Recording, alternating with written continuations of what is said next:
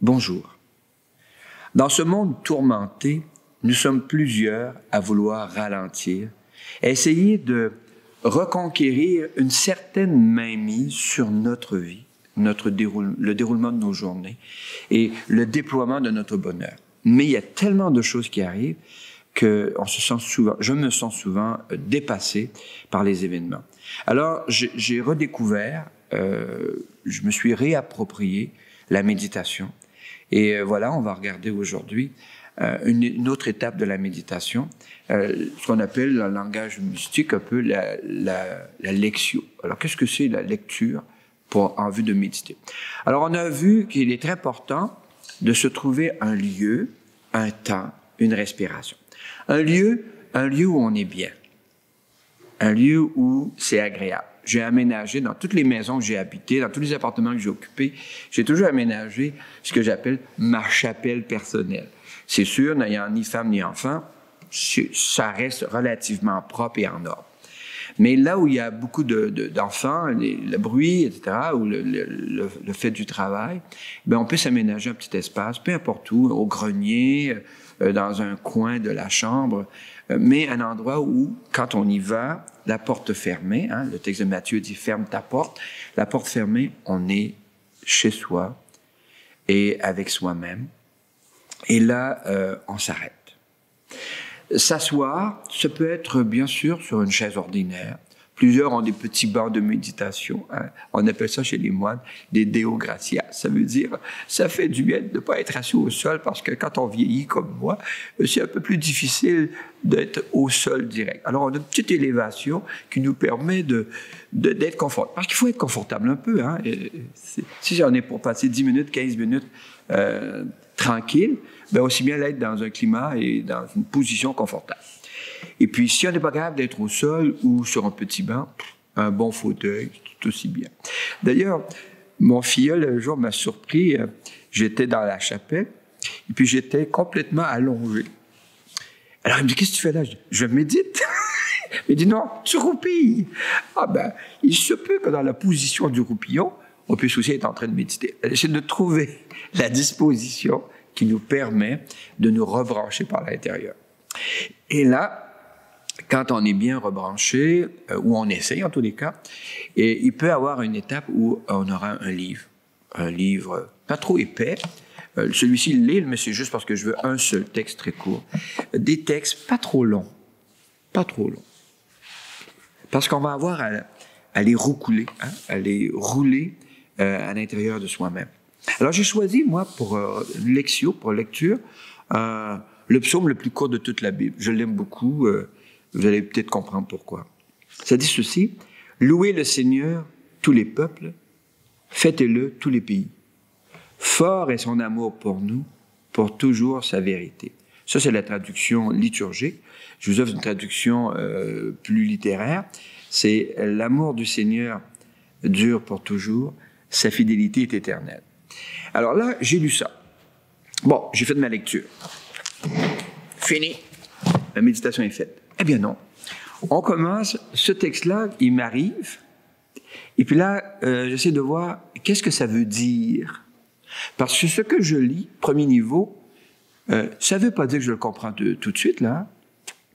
Et puis, un texte, c'est comme un bon repas ou une œuvre d'art. Il y a plusieurs niveaux, plusieurs profondeurs. J'ai parlé souvent avec des gens beaucoup plus âgés que moi, et on lit le même texte depuis 30 ans, 60 ans, puis on en découvre encore des perles précieuses. Pierre Major avait cette image que je trouvais très belle, l'image de l'orpailleur. Qu'est-ce que c'est un orpailleur? C'est quelqu'un qui va passer des jours, des semaines, des années sur le bord d'une rivière avec un tamis pour chercher des pépites d'or. Je ne ferai pas ça, mais l'orpailleur, c'est celui qui sait que dans la rivière, l'eau s'écoule, il y a des cailloux qui sont entraînés les uns après les autres, et puis lui, il en fait un prélèvement, et il secoue son sang, et puis là, il découvre une piécette, une pépite. Le texte, qu'il soit biblique ou non, à ce moment-ci, c'est peu important, c'est comme un fleuve qui coule, une rivière, et là, je fais un prélèvement. Et là, je cherche, qu'est-ce qu'il y a d'intéressant là-dedans? Je le lis une fois, 2 fois. Idéalement, s'il est court, j'essaie de me le rappeler même intérieurement. J'essaie de le dire par cœur pour que je puisse le dire avec mon cœur. Hein? Et je passe du par cœur qui est la mémoire. Quand on apprenait à l'école, il fallait apprendre les fables de La Fontaine par cœur. Jusqu'au jour où, dans la vingtaine, on découvre qu'on les apprend par cœur. La cigale et la fourmi, quand j'étais adolescent, il fallait l'apprendre avec les virgules puis les points-virgules, par cœur. C'était désagréable.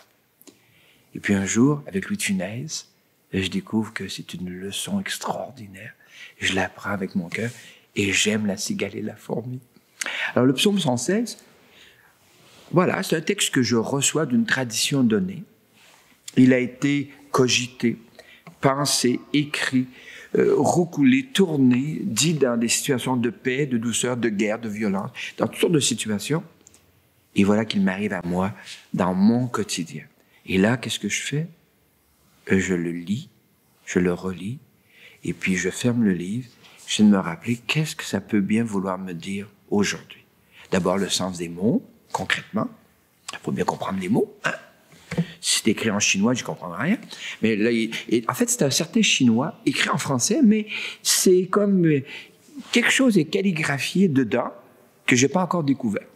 Et là, dans ce psaume-ci, une phrase me frappe. Louez le Seigneur tous les peuples. Tous les peuples. Moi, je suis dans un peuple. J'appartiens à un peuple qui a une tradition. Ma famille m'a plongé obligatoirement dans une tradition. On m'a donné un nom français, on m'a appris une langue, le français, et puis une culture donnée, une culture québécoise. Et puis voilà, je reçois « Louez le Seigneur tous les peuples, louez-le tous les pays ». Ah ben, OK. L'amour du Seigneur est sans fin.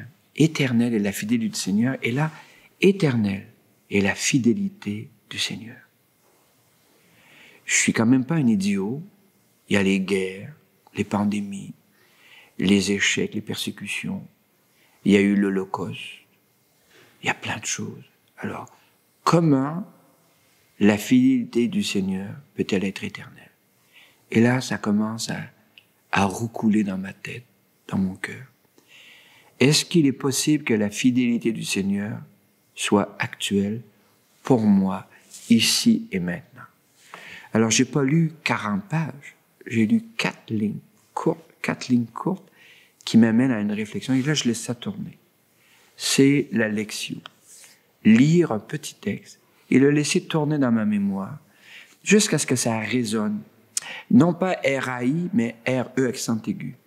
Pas le raisonner après que je l'ai compris, ça va, mais après ça, le laisser retentir. Et là, de laisser le texte produire son effet au souffle de l'esprit, dont nous allons parler un peu plus tard. Je vous souhaite une bonne méditation, d'abord par la lecture.